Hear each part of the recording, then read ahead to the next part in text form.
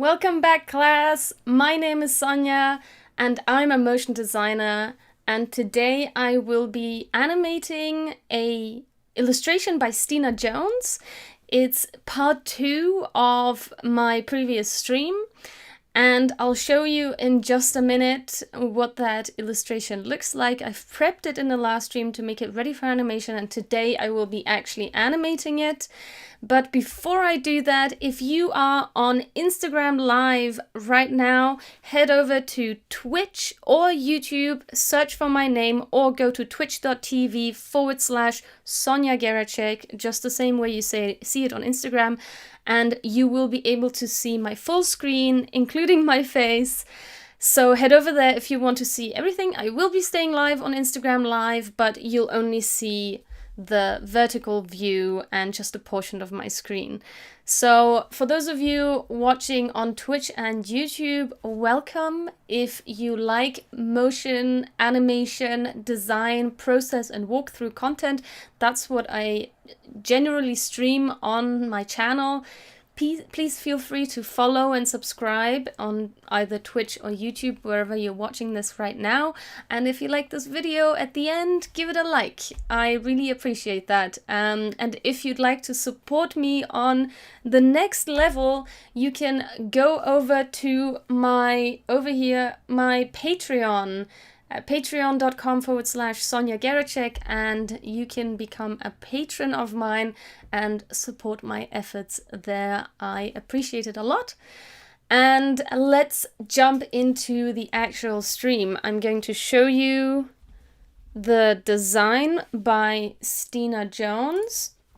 And Stina is a self-proclaimed illustrator, graphic designer, and character doodler, I think she says.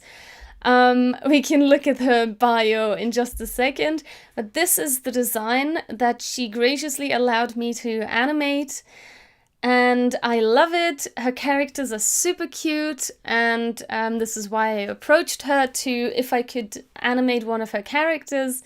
And I've named this guy Chomp because this is the only description on this post. So I don't know if that's the name of him or if that's what he does, but I've now named him that. So this is Chomp. I will be animating him today. And these are some of Stina's other illustrations. They are beautiful. I love her color palette. It's nice and cohesive. You can really see that she has her brand down. Her characters look like they're from the same pen, from the same family. And please excuse the drilling. There have been some construction works for about the last month. And unfortunately, there's nothing I can do about it, but I didn't want to skip out on this stream. So we're gonna have to bear with the droning. I hope it's not too loud. If I'm quiet. Every time I start talking, they're drilling, and when I stop talking, they're not drilling. So I cannot hear if it's very loud on the microphone. I hope it's not picking it up too much, but I can hear it a lot, and it's been driving me insane a little bit. So if I'm a little loopy, it might be because of that. It's also maybe because it's the second day after my holiday. So it's a little bit like, I'm happy to be back at work. I like animation, but at the same time, you know, it's just back to the grind. You know, just because you love what you do doesn't mean it's not work. So here we are, back at it. So yeah, these are some of Stina's beautiful animation. There's a glitch version of Chomp, which I also like. And yeah, so Stina Jones can be found under Stina_Jones on Instagram, and I think also on Twitter. And yes, she calls herself an illustrator, graphic designer, and character doodler. She also has a store, as you can see, so if you like these illustrations, go ahead and support her. And as I said, if you'd like to support me, you can follow, subscribe, like, or become a patron. But if you don't, then that's okay. If you're just watching this, then you're supporting me just the same, and I appreciate that. If you are watching this on Instagram Live, just another admin thing, you can head over to links.sonjageracsek.me, and that's where you will be able to find links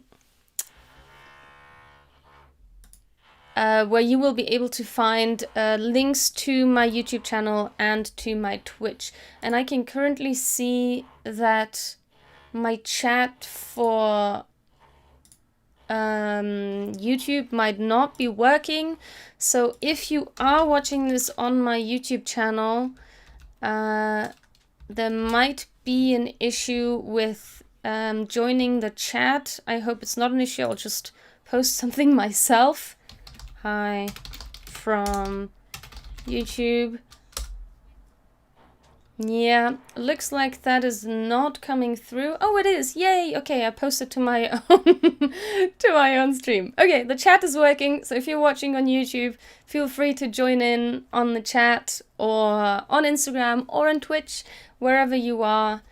I am happy to hear from you, and I really need to do this update for Motion 3. Every time I open After Effects, I'm like, oh yeah, I'll do it next time, not now. But then I never do it.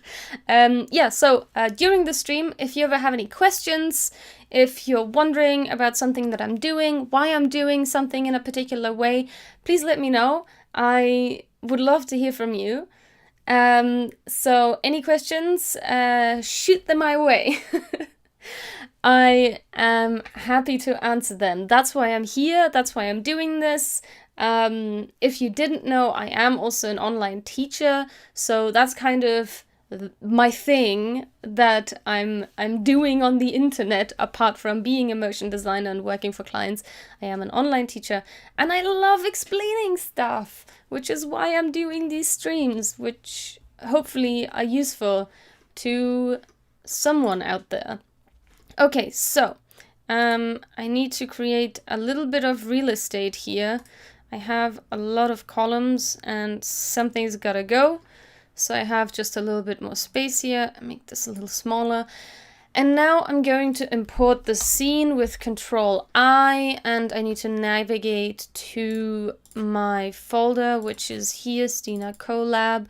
And I have an AI scenes, and this is that one. And I want composition, retain layer sizes. That's the option I want.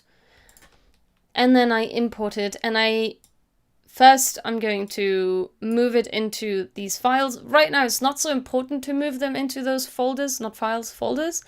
But if you have a bunch of scenes, if you're working on a story-based animation, you'll have a bunch of different scenes. And then for me, it's a little bit more headspace to not have everything just dumped into my After Effects, but have them separated between the vector layers and the comps. So this is my specimen, and I do want to create a copy of that. I don't like using the original in case I want to replace some of the original properties like the position or the scale. If I've done something funky and then I can't undo anymore and I need to bring back the original, I like to keep the original file. And so I have some presets here. So I always work in a main composition where the maximum I put into the main composition is the audio file. So back in the day when I used to work on longer animations that would be between like 3 and 7 minutes, I think the maximum was about 10 minutes, the illustrations would be set up in Illustrator, and all of the scenes would be set up in Illustrator, and they would be per storyboard. So in order to follow where this scene fit within the storyline, we would always reference the storyboard where it came from. So if we had multiple storyboards, we would have multiple compositions with all the scenes from that storyboard inside of it, which is why this is now called storyboard. And then in this main composition, I would have multiple storyboard compositions, also because the workload was divided between multiple animators, and most of the time one animator would work on one storyboard, another animator would work on another storyboard, and therefore it was easier to I guess place all of these different animations at the end into one After Effects file. Because we were working on separate After Effects files, it would then all be put together in one final After Effects file in the end, and it was easier just to dump a composition in there instead of trying to have to merge all of the single compositions of the scenes. So just a background behind my naming and my workflow system here. Most of the time nowadays, because I make short form video content, is that what it's called? Short form video content, yes, so like GIFs and stuff, you know, for social media. Most of the time I don't even have a whole storyboard. As you can see with this scene, it's just one single scene. So most of the time I get rid of almost everything, but I do like to keep this one storyboard, even though it's not a storyboard anymore, it's just a scene now. I like to place my animation inside of here, because if I want to add anything else around here, so let's just place this in here. Also, I don't like to use this color. I like to use another color for my scenes. Let's go with yellow. Actually, maybe like orange, because the other ones are already yellow. There are really cool things you can do with the tags here, with the tag colors. Like, I can click on this and select the label group, and it will select all of the yellow stuff. So if I had a bunch of scenes that were orange, I could render them out just by clicking on the label group and sending them to render. So that's just another thing to think about with the label groups, which is why I like to change the label colors. So I've changed it to orange now, and I can do that in here as well. The label colors are not linked, so I need to do that manually. And I always cut and mark the beginning of my comp. I'll explain this marking as well, why I'm not at the beginning of the comp in a minute.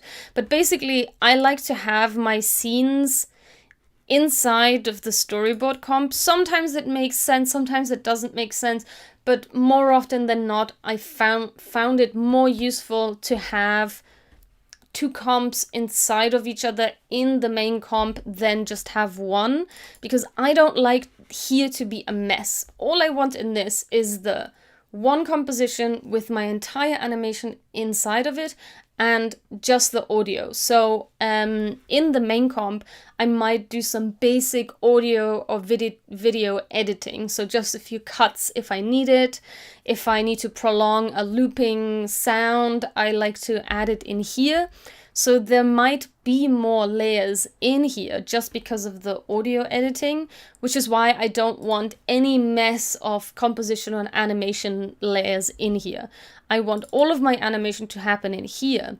And the reason I'm not grabbing all of these layers and putting them in here is because maybe I want to put a mask on top of this layer to do something particular. Maybe I want the background to be separated from this animation, because for another export I want the background to be transparent, and then I can grab the background, put it here, create an essential graphic, and turn the background off via master layers here, so that I'm not affecting the composition and I'm not having to create multiple compositions with one background off, one background on. So these are some of the thoughts behind why I initially use so many compositions when it's really just one scene, just to give you an idea of the big picture. So I'm always thinking of this composition or this animation could get more complicated down the line. So I don't often simplify my process, even if it's a simpler animation, because I have learned that with experience, I've learned that sometimes, even if it's a simple animation, sometime down the line, I will change my mind, and then I think, oh, but I could do this with it, and I could do that with it, and if I have simplified my process, I can no longer do all of the complex stuff that the process is built on. So I generally keep my process complex or detailed, and then I work within that so that I have the option of expanding. So that's the thought process behind it. And if you are wondering why this comp is open back here, so why I'm not at the beginning over here, the reason is, and I've mentioned this before, so sorry for those who have already gone through listening to this. I start my compositions at 59 minutes and have the composition at least 1 minute long to arrive at 1 hour of composition, plus the time of how long I want the composition to be. And my compositions, my animations, are rarely longer than 10 seconds. Usually aim for 6 seconds because that's above the Instagram limit of 5 seconds, and it creates a nice loop and enough frames to fit a frame rate of 60 frames per second. It's nicely divisible within that. And the reason I use 60 frames per second is because it's a way smoother animation. So yeah, with that setup, and with, right, so I haven't told you yet why actually. So I'm starting my composition at 1 hour, and I actually need to change that here as well. So my start time code is 59 minutes, which means my duration has to be at least 1 minute long to arrive at that 1 hour, and then plus. So this is my beginning, and I cut all of my layers to this length. And I'm already going to add a marker for the end, which is at 6 seconds.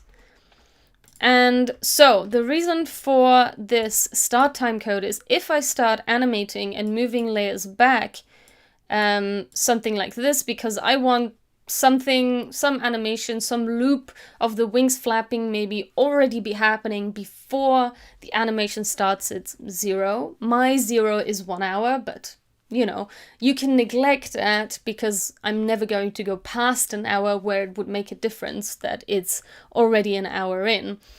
So if I was to start that here, I then lose sight of everything, all the keyframes that might already be on this property past the 0 point if I was to start at 0. And I don't like that. I find that very frustrating. And what I find even more frustrating is pushing all of these frames forward, which then forces me to have a start marker or start my actual composition at some random initial point somewhere in the middle of the composition. I want my compositions to start at 0, just like when a viewer or when a client would view the video. It starts at 0. It doesn't start at 52 seconds. And the reason for that is client feedback.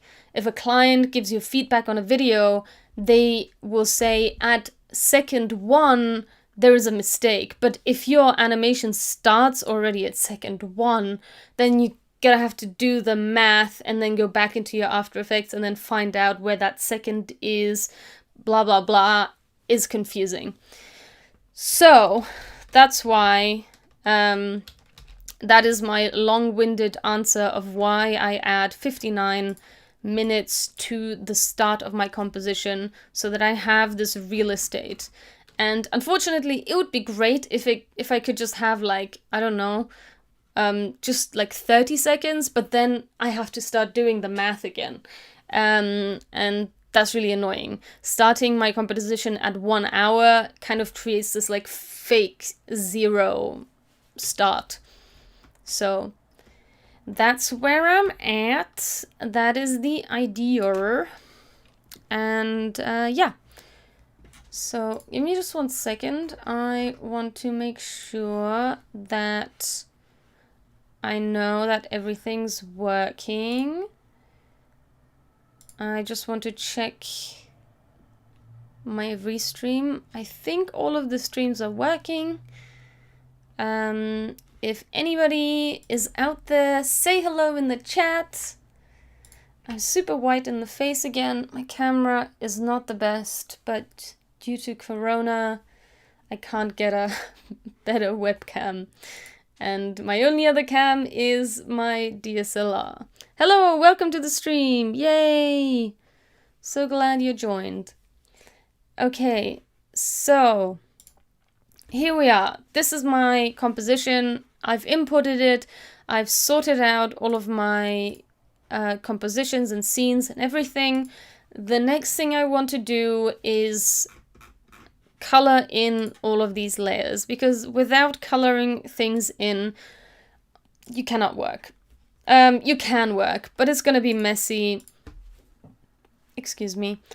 And especially if you work in teams, you so definitely need to color in, name your layers, color your layers. Every time you create a shape layer, give it a name. If you're creating a null object, give it a name. So don't work with random, because that's no good. Okay, everything that is body, I think I'm gonna make it orange, but actually maybe the body is going to be red, because the body is like the main thing. And I'm going to give it a null object via motion 3. And I'm going to rename it immediately. And this is the control for the whole thing. So everything apart from the shadow will be linked to that. And the shadow, I have an expression for how I can... Let me check my resources, because I know I have an expression for the shadow automatically resizing according to the position of my object. Thank you for letting me know that it looks and sounds perfect on Twitch. That's great, because I'm never sure. I can't have the stream running in the background and checking on it, because then it just eats up my bandwidth. So I can never be sure if it went okay until I finish the stream and actually look at it. So thanks for letting me know.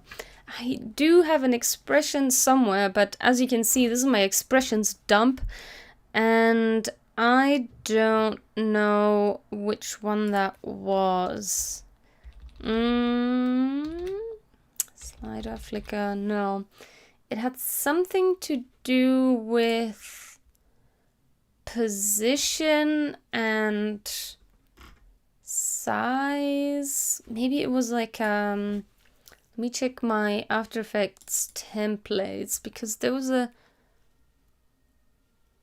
linear expression for scale. That was it. Hello, welcome to the screen. I keep wanting to say scream. Well, this is a scream from now on. We'll be screaming here. No, welcome to the stream. Happy you were able to join. Okay, I'm just gonna dump this into the assets and see if I can open this. So what happens here is if I move this, the shadow automatically goes with. This is what I want.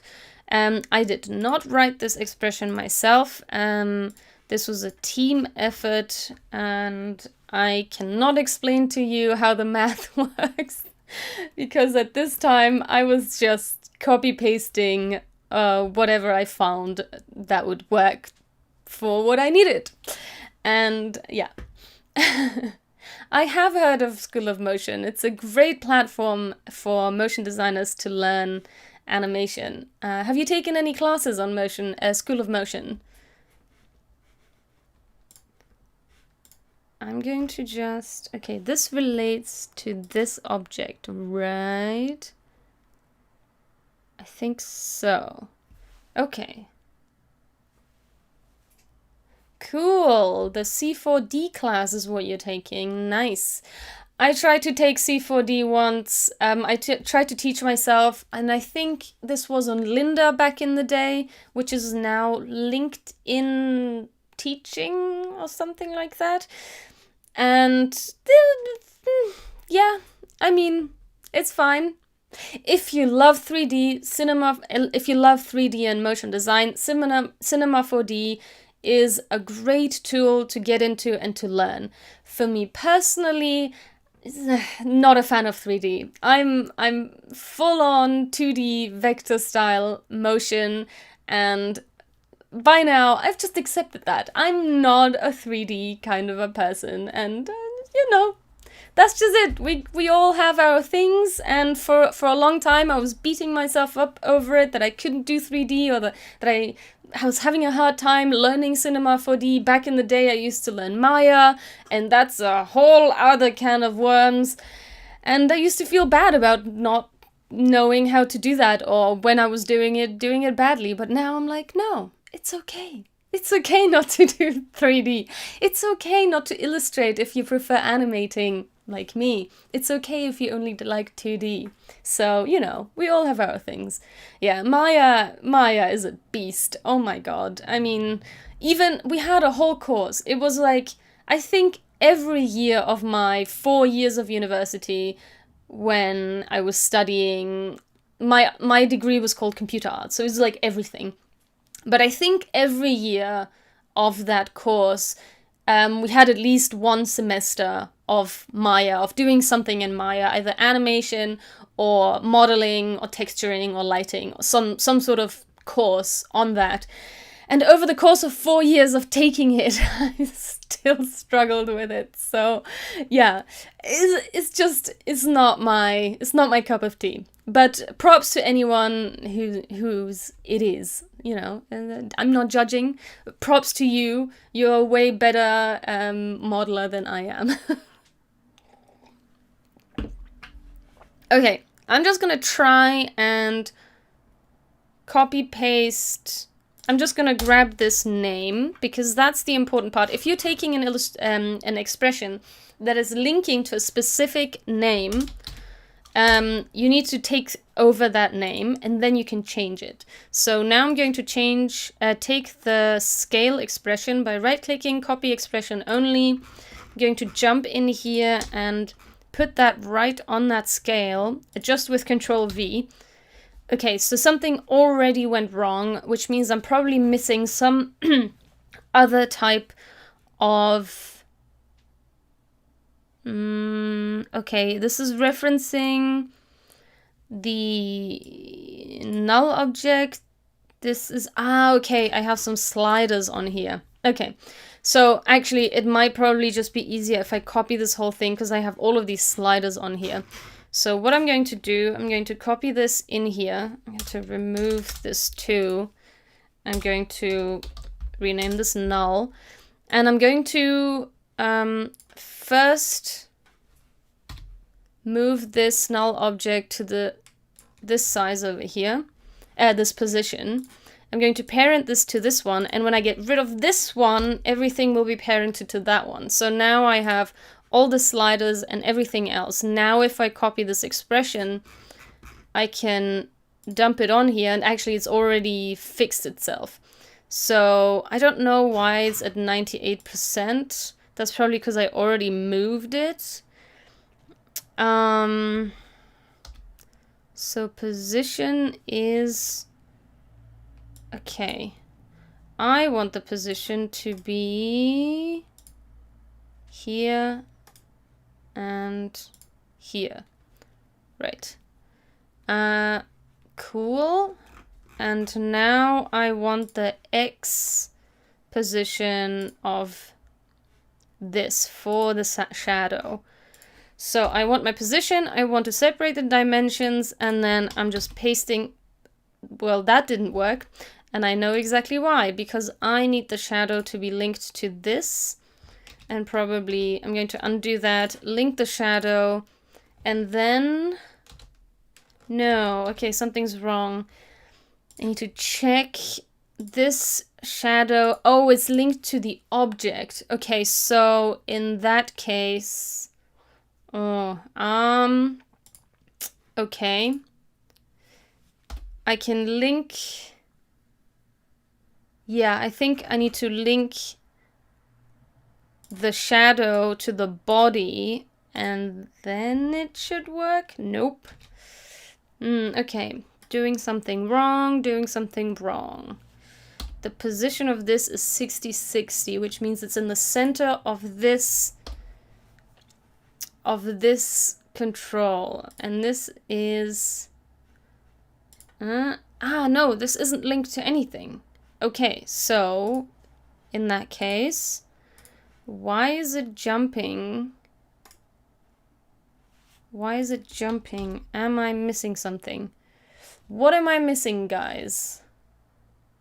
The name's on the expression. I think I've changed... Yeah, I've changed the name of the expression. Yes, Blender indeed is a great alternative to Cinema 4D. Mainly because it's free, I believe. So go ahead and create your 3D stuff in Blender if you like. Okay. See you. Go back to work. Don't watch streams at work. Now, I don't care. But yeah, if you have to work, feel free to watch the replay on YouTube later. Don't worry, it'll all be available later. Okay, but I'm definitely missing something. Okay, it's jumping to 960.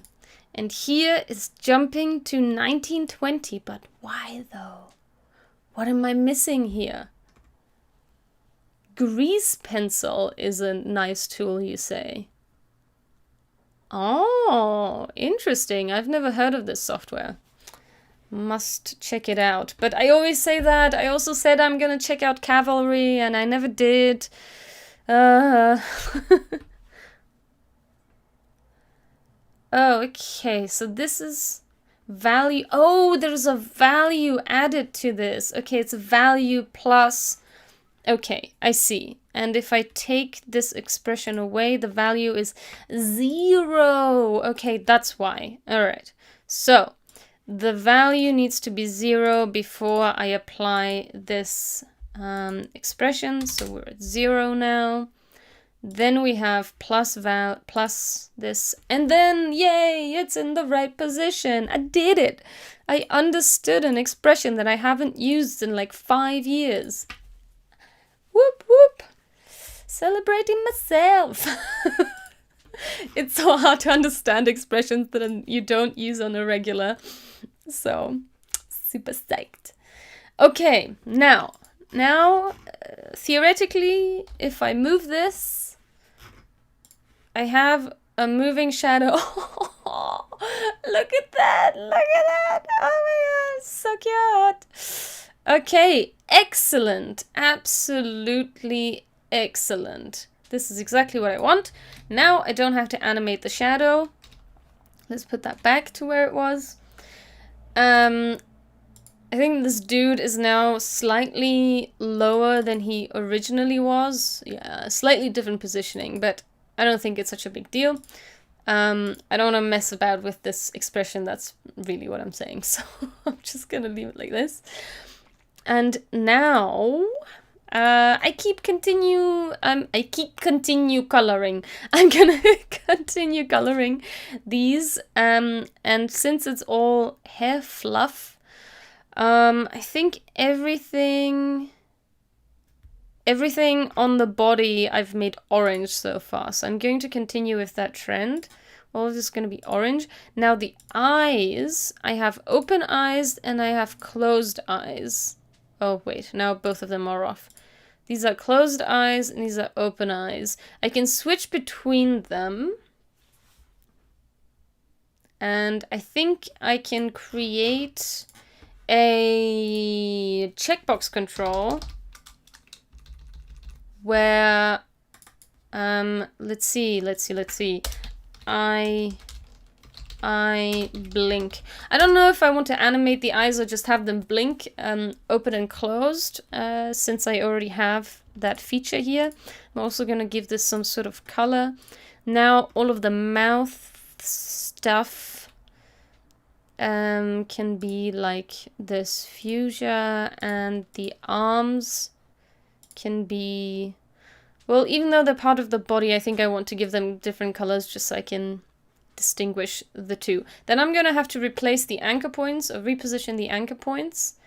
I'll do that later. Now I want to focus on the blink. Whoops, sorry, I just hit my microphone. I hope you didn't hear too much of an echo. I don't know if am I too quiet? No, I think I was already told I'm not too quiet, so I shouldn't keep questioning that. Okay, so welcome to the stream. Okay, great, thank you. Thanks for letting me know. Cool. So, where was I? Eye blink. Yeah, so I'm gonna add an expression to the eyes on the opacity, which is T on your keyboard, if you didn't know. It is neither. This is cold tea. I am an obsessive tea drinker. And even if I'm not drinking hot tea, I will be drinking cold tea. So this is actually a green tea with a bunch of fruit pieces inside. So I have this bottle that I put a few spoonfuls of tea inside, fill it up with water, and let it brew overnight in the fridge. And that's what I drink pretty much all day long. You know that scene in Scott Pilgrim where he goes over to the girl's house and I don't know how the conversation goes, but basically I think he asks for tea or she offers tea and then she's like, which one? And opens like a full cupboard of tea. That is my real life. I'm not joking. I'm not exaggerating at all. I have 2 shelves of purely tea products. So... I don't know. I'm very bad at listening to my body and for it to tell me if something's going well with what I eat and consume. Sometimes I'll be like, oh my god, I feel like crap. Why? Like, I don't know, I didn't do anything. I slept well, like, what's wrong? And then my boyfriend would tell me, you know, you ate a bunch of crap yesterday. That's probably why. I'm like, oh yeah, that could be it. So I'm hopeless at listening to my body and listening for the signs of if I'm, you know, being healthy. So... I don't know if tea has any health benefits. I just like drinking it. Black tea is definitely bad for your teeth because I was living in the UK for a while and, you know, massive tea drinkers, so I got used to that. And now I have super yellow teeth. I don't think you can see it in this light, but most of the time my teeth are the same color as my skin, which I don't think it's supposed to be that way, but it is. And they are now so bad that bleaching them would actually make it worse, so I don't even try to change it. I'm just gonna have to accept it. Okay, back to these eyes. Thanks for engaging, though. I don't find it distracting. I don't want to come across like I'm finding it distracting. I love that you're engaging. Thank you very much. Sometimes it feels like I'm just alone in this void of the universe that is called the internet. Okay, so now expression for this. So I used to have a super complicated expression for an on-off switch, and now I was gonna use that again, but now I know a simplified version. But actually, if I'm using 2 layers to link to that, maybe I do need to use the more complicated version. I don't know. Let's just say we're not doing that. Okay, checkbox equals, I need to link this. Okay, checkbox equals this guy, and we're gonna say checkbox times 100.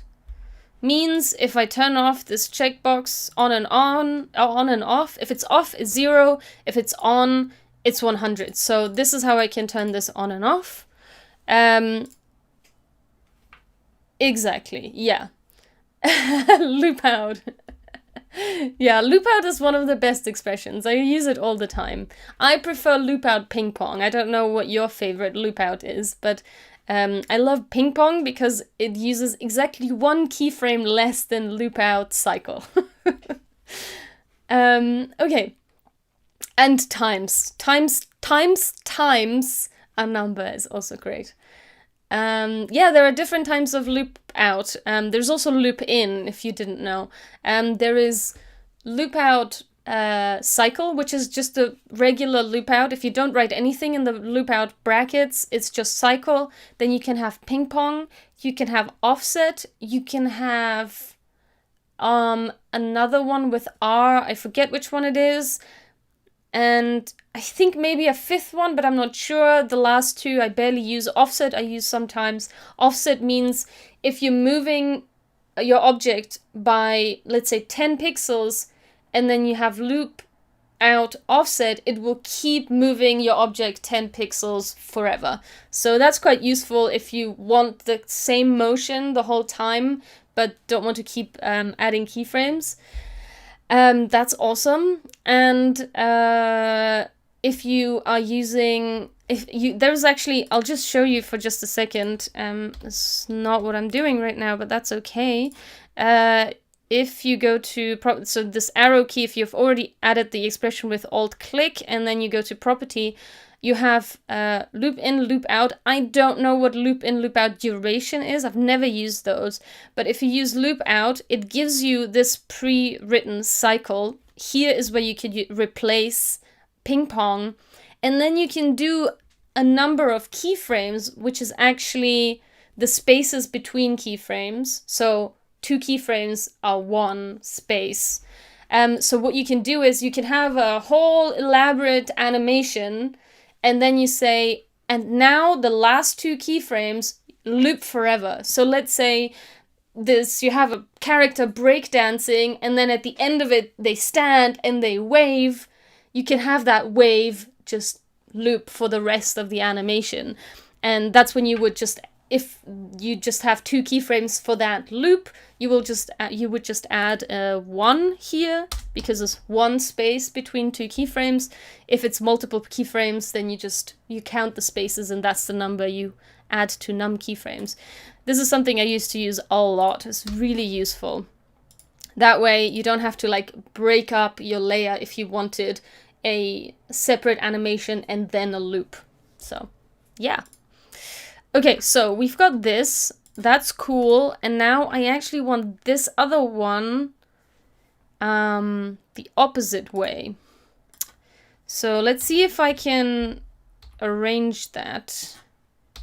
Because usually how I would do it is with a conditional statement. So if this box is on, turn the layer on. If this box is off, turn the layer off. And you can reverse that for the other layer that you want to flip back and forth.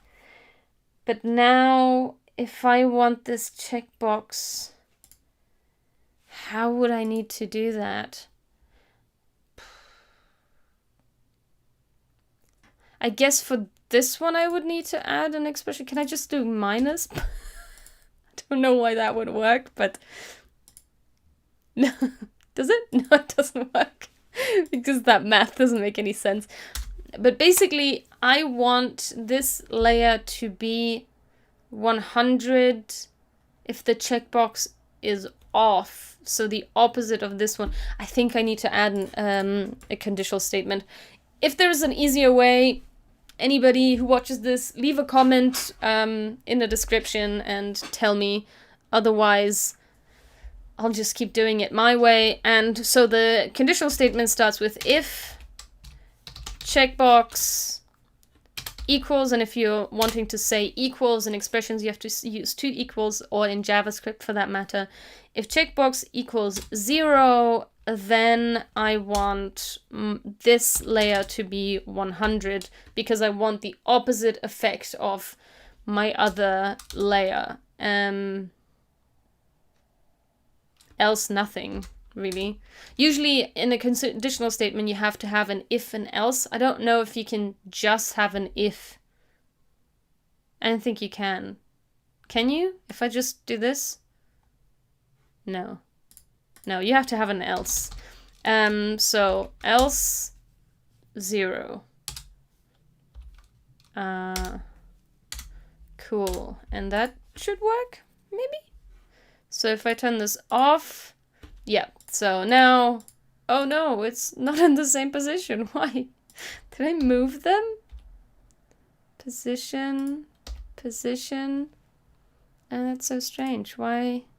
I think I must have moved this when I was doing the weird loopy thing. Okay. So now he's blinking like this. Maybe I want to keep it like that. Maybe I want to animate it.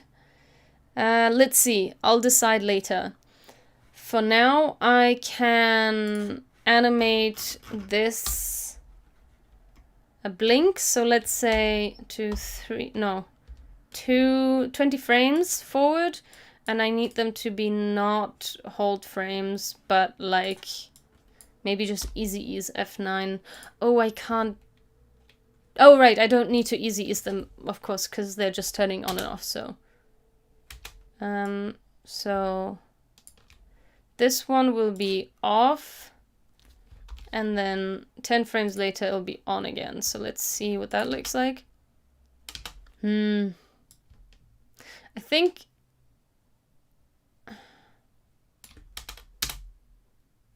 no, I don't know if that works. I don't know if I like it. I think it would be nicer animated than just the... Well, maybe.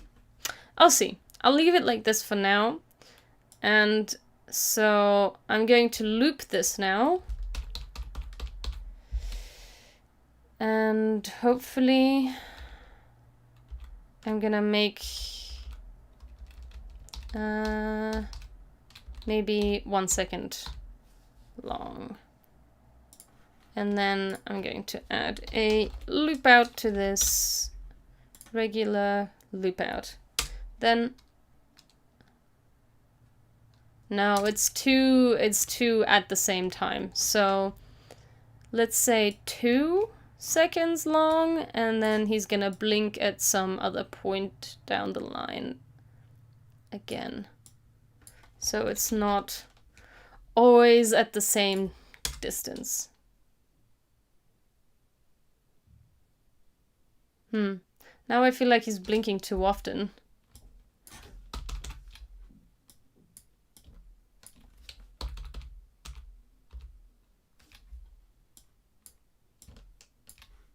Maybe something like that.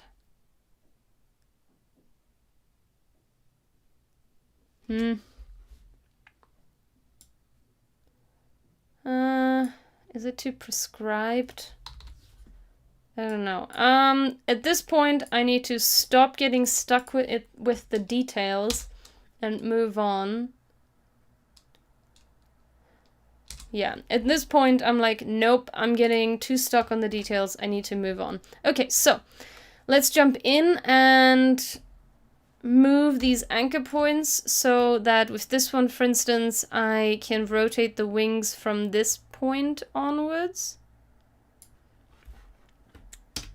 And this one as well. And I can hold X, Control, not X, to snap it to the position of the other anchor point.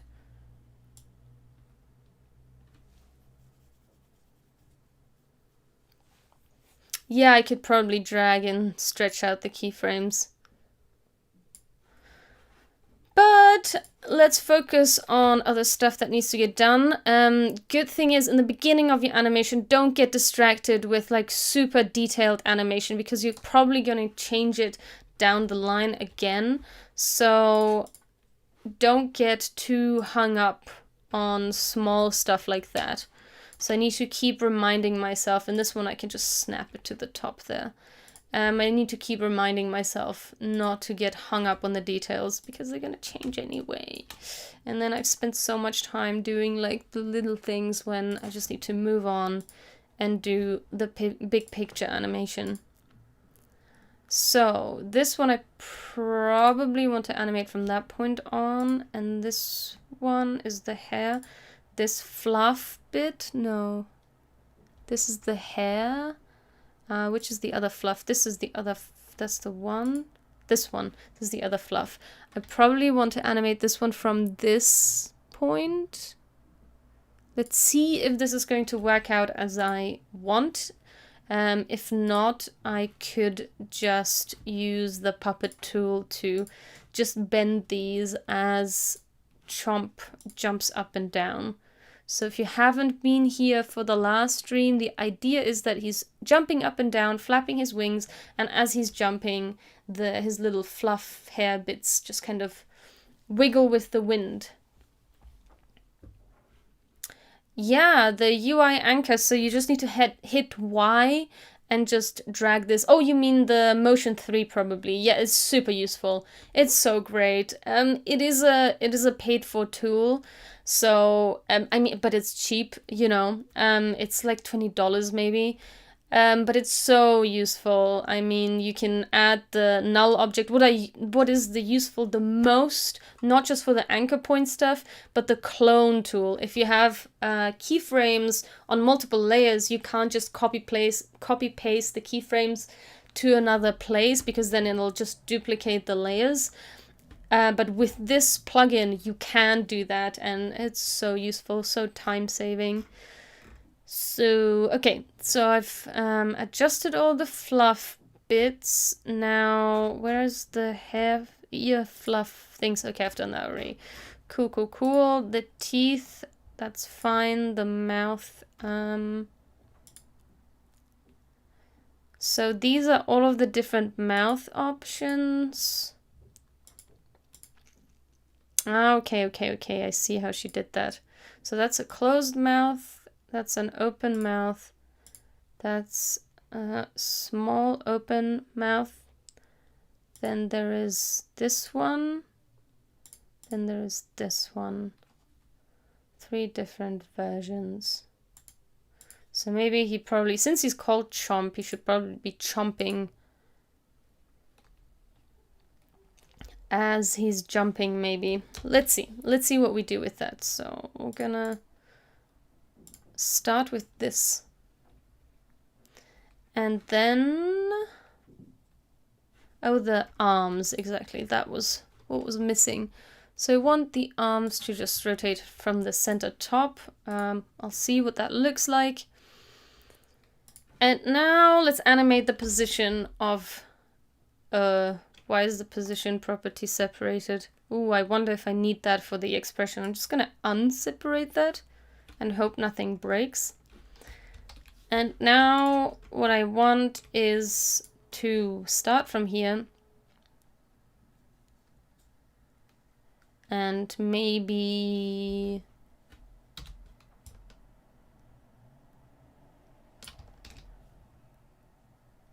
well, I just realized that the bottom of this should probably be where he's sitting right now. So I'm going to replace that so that when he jumps up, this is actually not, he's not hovering. I'm gonna move this down a little bit because I want him to jump up. So actually I'm gonna move this back to where the shadow was before, so 800 approximately. Okay, so I want the shadow and I want the control to be at 800. Oh, that's not moving. Whoops. Let's move that down to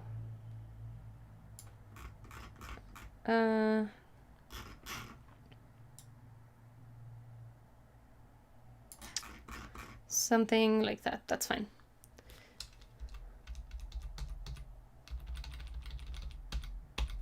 There. Cool. Welcome to the stream.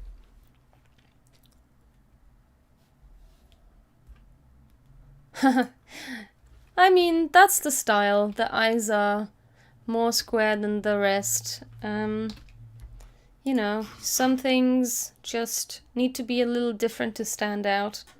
So if you've joined late, I'll just introduce you to the artist of this. That's Stina Jones. She's the one who illustrated this little character whom I've named Chomp. I don't know if that's supposed to be his name, but she illustrated this guy, and that's the description of the post. So just so you know where this came from. So it's not my illustration. No, don't worry. Your English is fine.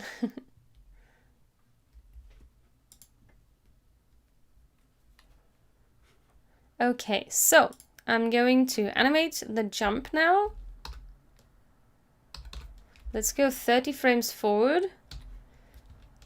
And then I'm going to jump up with this guy. Maybe like here. And I'm just gonna give this generic curves. Maybe this will be an easy, and then we can look at the graph editor later to see if this works. Whoops. No, I want to go 20 frames forward, and then he'll drop back down to where he was. And maybe that's all the jumping he'll do. That's definitely not working. And then definitely needs to be a bit of a squash when he lands on the ground. So perhaps I actually need to move everything to the bottom of here. Or, let me think. Or because everything needs to slightly compress when he jumps, when he lands on the ground, sorry. So I'm just trying to figure out how I need to link everything. Maybe I'll just link everything to the body, and only the body is linked to, not the wings though. Everything that's orange should be linked to the body, and the body needs to be, okay, so when he reaches the ground, he needs to compress slightly. Oh, not the position, the scale. I need to remove the position property. So let's scale him. Whoops.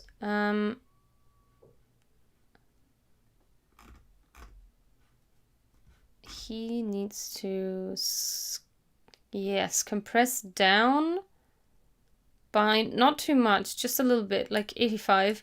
And he also needs to get a little larger. So I'm making him 15%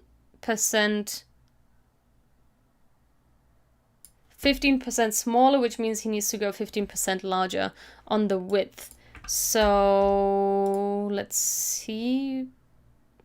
Okay, that's way too slow.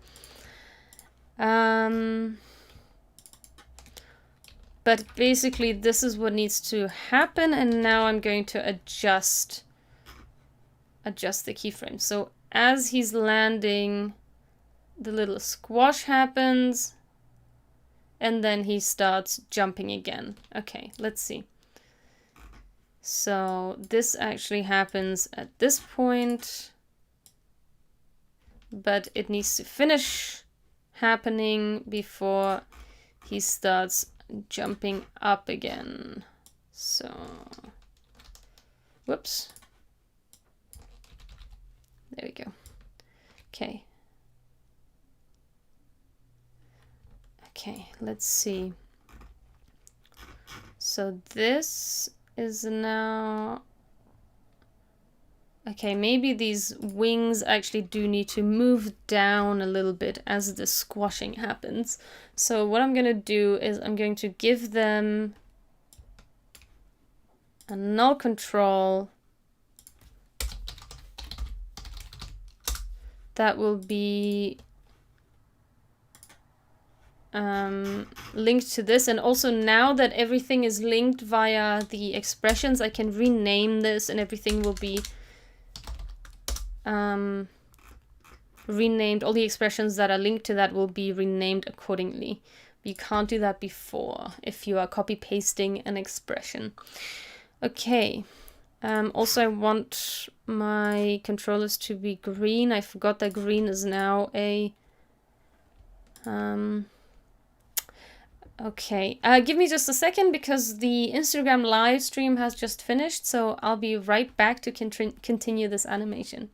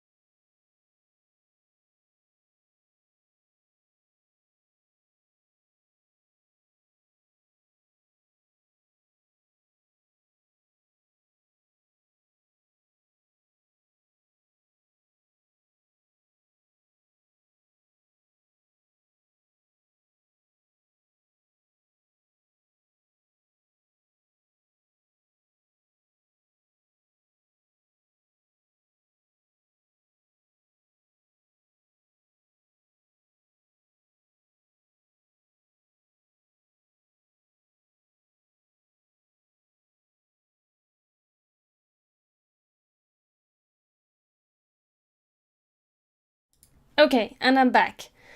So, we are still animating this chomp character, and I just wanted to make this a different color.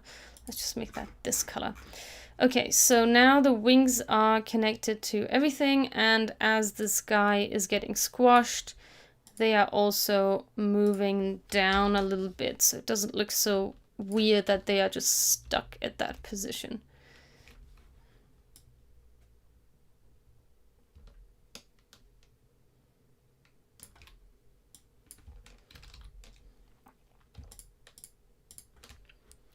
Okay.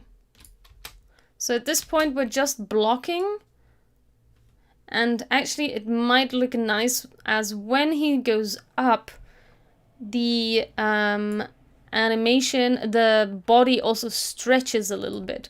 So I might actually do that as well. So as, whoops, I don't want to remove that. So as he's going up, his body is stretching slightly. So he's getting shorter. Not shorter, but thinner and longer.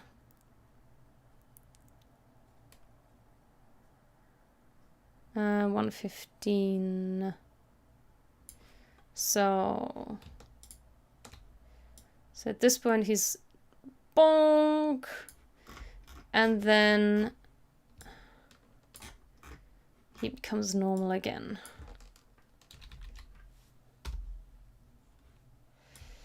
So let's see.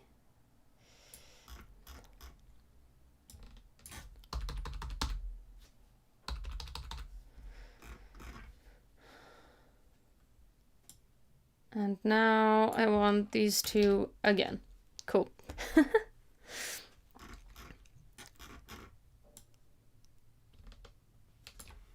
Alright, the keyframes are definitely off at this point. So I'm just going to see. Yeah, that's all kinds of weird.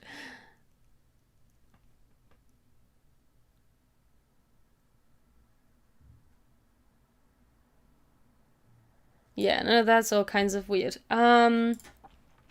Okay.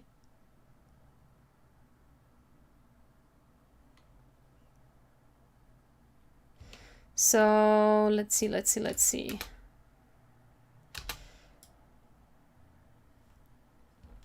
So this probably needs to be 75 as well.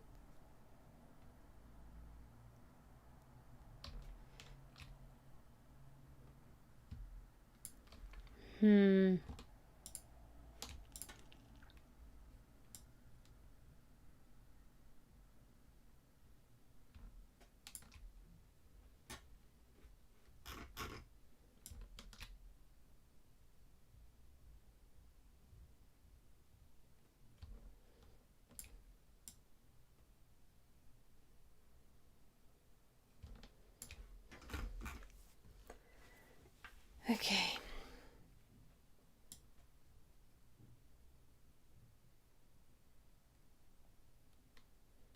I need to move the wings in and out as well. But yeah, so just focusing on the bouncing.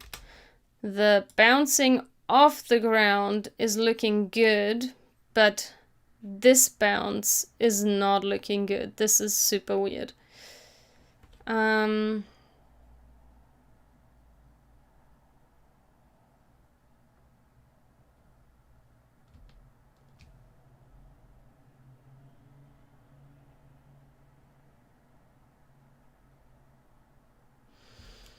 Right now I'm struggling to figure out how it should be bouncing. It definitely needs to get slimmer again as it falls to the ground.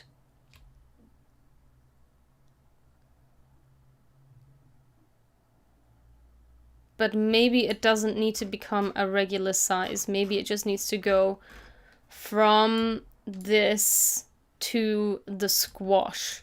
So actually, it probably needs to be like this. Squash and up and fall and squash eventually. So let's see.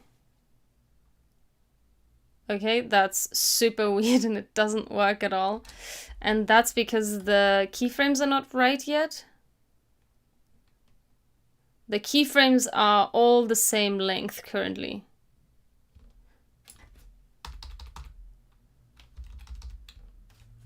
So this needs to be a longer keyframe than this one. And I think right now they're the same length. So let's make these shorter.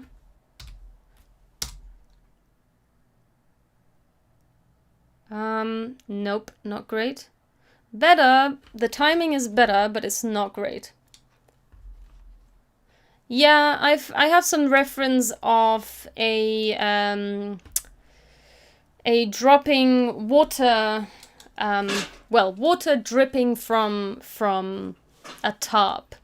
So I remember what that looks like, and it definitely needs to droop as he's falling. This looks weird. Okay, that cannot be like that. So I like this jumping off point, but maybe he's just squashing too much. Maybe this is what it's making it look a little bit too unrealistic. Let's go 19 and 110. And let's make this 90 and 110 as well. Yeah, it's also this at the top. That's not working out. So at this point, I think I need to look at the graph editor and really go into detail of what is happening here, because these keyframes are definitely not working. So let's think about this. So this is happening slowly, and then this is happening... Wait, this is happening fast, and this is happening slowly.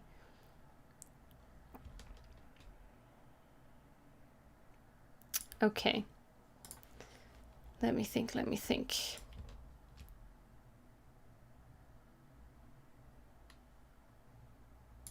think I want the jump to be...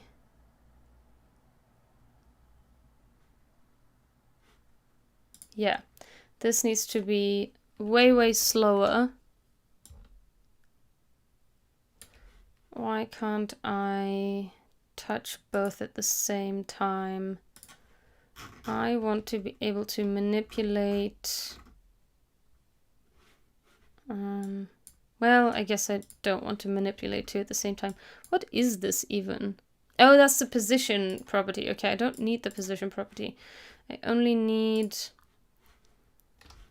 the scale property. Okay, It's, yeah, okay, I get it. It's, yeah, fine. All right, so.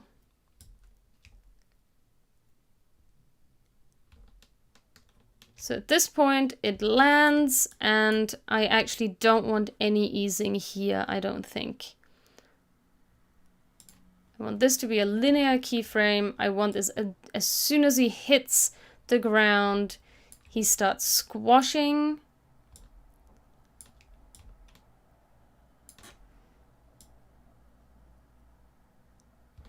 And then very quickly he goes into this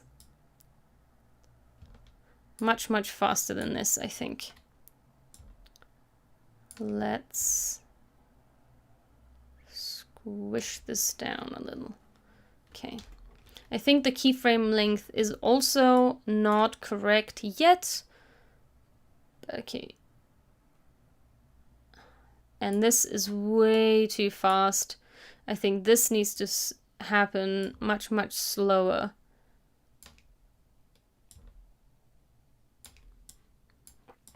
These two.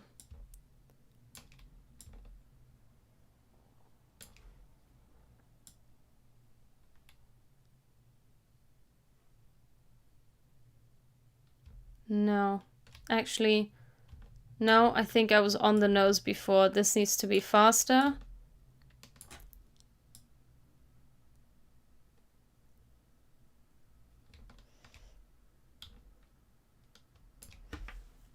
And we want this, let's just have this as a linear keyframe. And this can be, let's just make this easy ease. Let's see if I can work with easy ease on this. All right.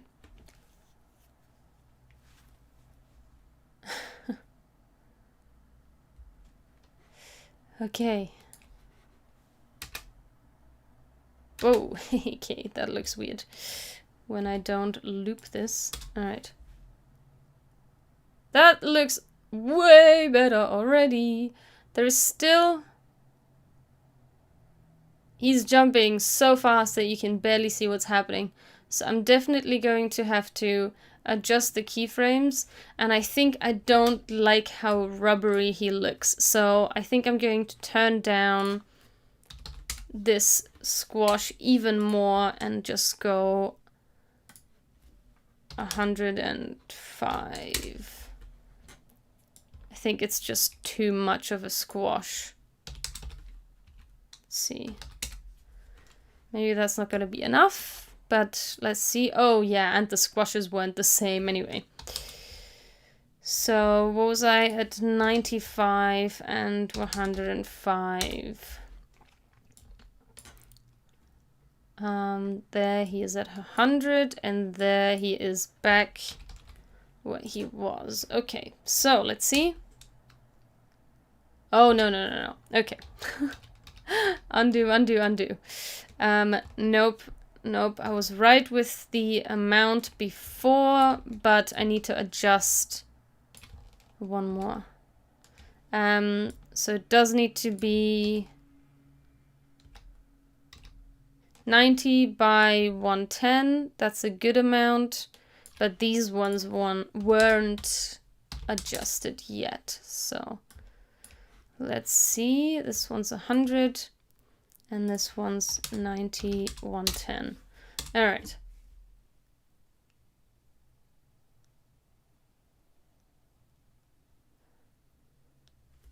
Okay, I still don't like when he's landing. I think that squash still needs to happen just a tad faster. So maybe he needs to squash just a little faster on this point. Whoops.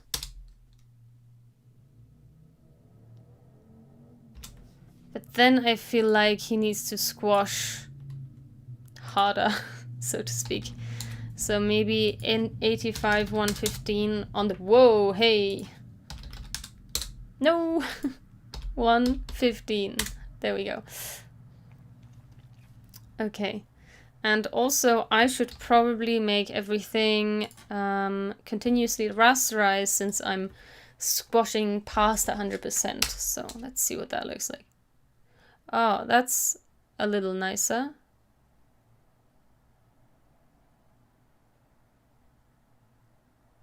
But I don't like how fast this is happening, so I'm going to stretch this out. And I don't like stretching keyframes. Actually, I'm going to make this 6. I should work to a division of 60 frames. So let's not do 5 frames, but 6 frames difference. Welcome to the stream. So now we're at 40 seconds. And I don't like to stretch things with the Alt, but let's just do that for now, and then I can adjust the keyframes later. So this is 1, this is 1, okay. Okay, 40 times 2, so let's go plus 40. And let's just stretch out all these keyframes until there. So I'm highlighting all of them, holding Alt and Shift to snap to that next point. And now the whole jump is this much slower, which obviously doesn't work, but I like the blinking though. Yeah, this needs to happen faster. This can happen longer. But the jump and the drop need to be faster. So 1, 2. Let's have this be 3. So 30, not 3.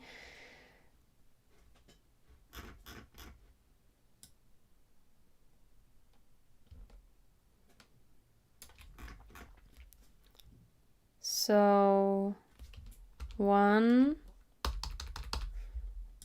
So maybe it's like this. When it arrives at the top, it needs to be full again.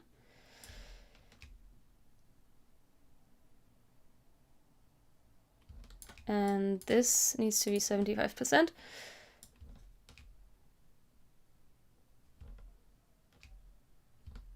And this actually, sometimes I like using keyframe velocity. I want this to be at 0. So it's a, what is it called? Not a straight keyframe. It's a linear keyframe.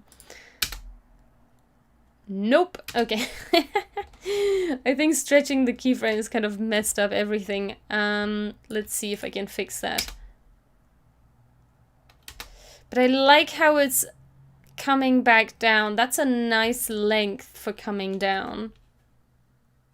But it needs to land really hard. So I think it needs to land on a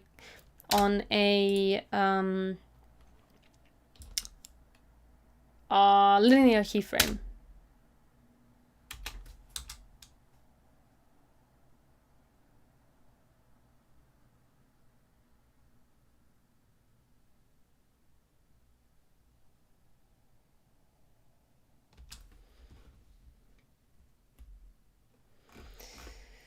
And also the squashing, it looks too plastic. He goes directly from this squash to this squash. So I think these actually need to be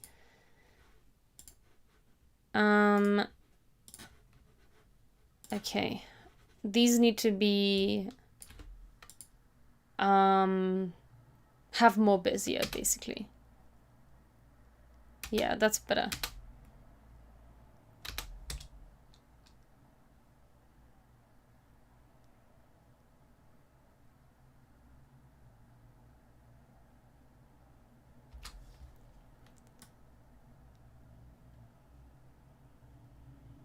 Okay, I think this needs to be so about here. It already needs to have reached is regular size, so I need to move this along a little bit. Whoops.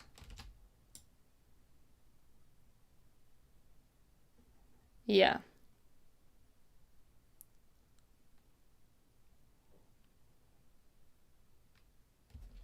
Yep, that's better.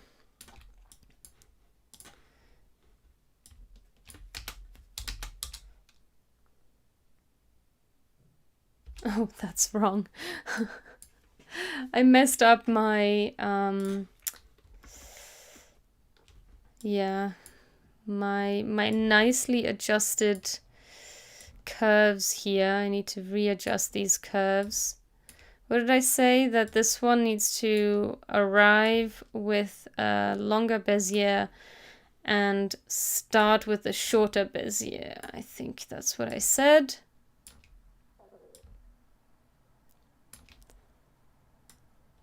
And then this needs to be a way shorter Bezier. And also this needs to be shorter, I think. Let's make this shorter. Let's see what that looks like.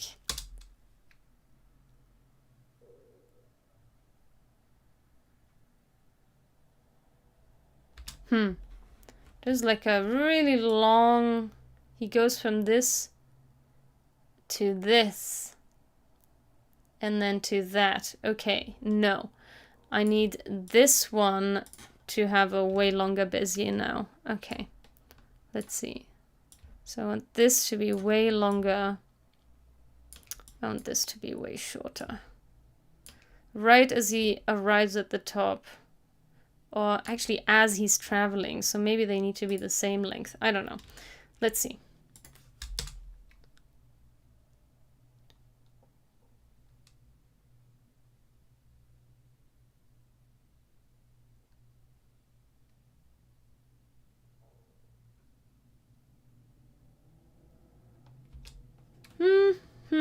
Okay. Maybe.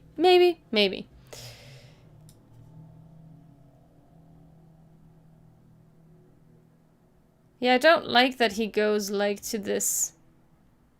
This is when he needs to be long, so to speak. When he's in midair. Not here. Here he needs to look normal, then this happens, then that happens. And then he goes back to being long. Yeah, that's it. Yeah, that's better. Okay.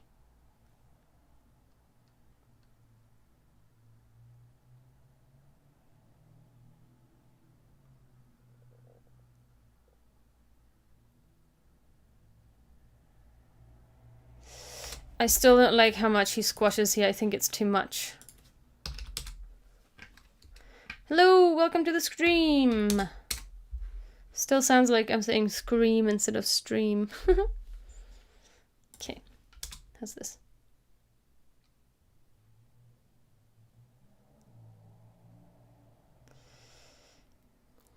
It's too plastic, this jumping. I'm not a huge fan of it.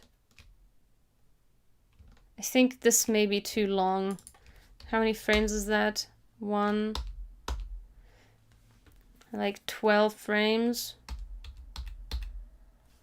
Let's go 4 frames down.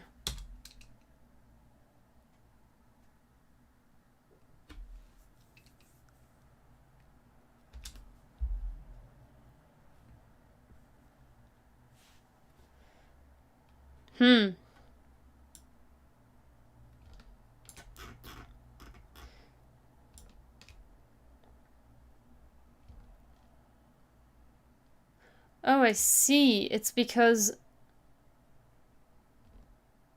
That's because this is super long. This, like, staying on the ground is super long. Okay, so actually...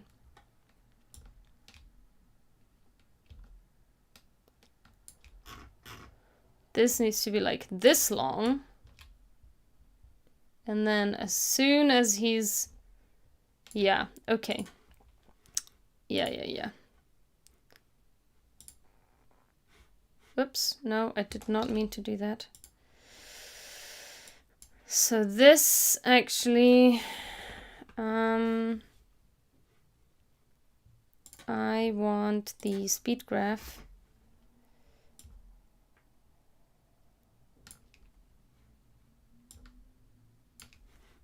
Let's see.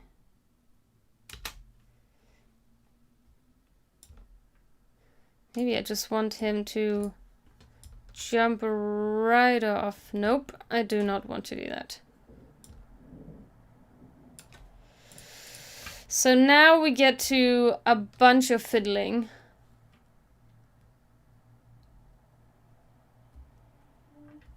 Yeah, so the this graph stuff that I'm doing here, that is the interpolation between the keyframes. So if I put a keyframe at, so let's work with these sizes. So if I put a keyframe at 90% width and 110% height, and then the next keyframe is the opposite way, or it's 100 and 100, between those two keyframes, After Effects does the work, and that is the interpolation between the two keyframes. But I still need to get the squash and stretch right. So that's the kind of work that you need to do yourself. And this is where animation basics, kind of the knowledge of how things squash and stretch and move and anticipation. So there are 12 principles of animation that were established by Walt Disney and the Walt Disney Company as a general. And if you're an animator, you probably want to stick to those rules and kind of apply them in your animation. So this is why my character isn't just jumping as a ball up and down. It needs to be affected. That's why I'm trying to create the squash and stretch, because as he's hitting the ground, there is a kind of oomph. You know, there's a reaction to gravity, and then when he's jumping up, he's stretching to jump up. So at this point, I just need to find the right interaction between those keyframes, the different lengths, and also the speed of which the keyframes change from one to the next. So that's the Beziers that I'm trying to change here. And this is basically a bunch of playing around until you hit something that looks right. This is a process that can take a long time, which is why character animation is so labor intensive, which a lot of people don't realize. And even me doing this squashing and stretching is actually a trick. It's like a fake way of doing it. If I wanted to do it correctly, I would probably have to manipulate the singular parts of this character. Me squashing the entire character the way I'm doing it now is kind of like the lazy way of doing it. And as you can see, the lazy way of doing it is already pretty labor intensive. So yeah, at this point, I would just keep on playing with this. And since we've been doing this for an hour and a half now, I think I'm going to end the stream now and continue next time. And I hope you're going to join in the next time. I'm streaming every Tuesday and Friday at 5 p.m. CEST, which is Central European Summertime, on Twitch and YouTube, as well as on Instagram. I am simultaneously live on all of these platforms, although Instagram, unfortunately, because of the format restrictions, I am only showing a portion of the screen. So if you would like to see everything, then for the next stream, head over to Twitch or YouTube. You can find all of my socials over here, where I always announce my upcoming streams. And if there might be a stream that is not happening because I'm on holiday, or I'm having technical difficulties, or I'm having a very loaded schedule, then sometimes these streams don't happen. But on a regular, I do stream every Tuesday and Friday at 5 p.m. CEST. So join in next time. I will be continuing this animation in the next stream.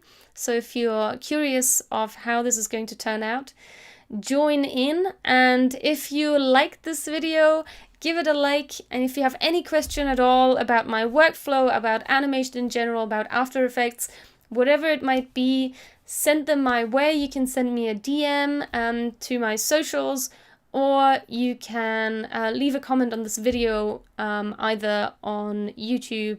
I think on Twitch you can also leave comments, or you can leave a comment on my Instagram live or on my Instagram channel.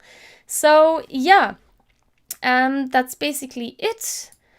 I hope you enjoyed that. And again, if you'd like to support me, subscribe or follow my socials. I'm also going to show that over here on Instagram.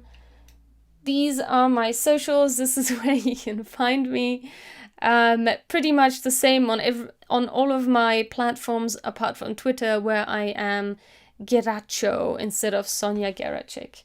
So yeah, see you next time. Enjoy and have a nice rest of the evening. Bye.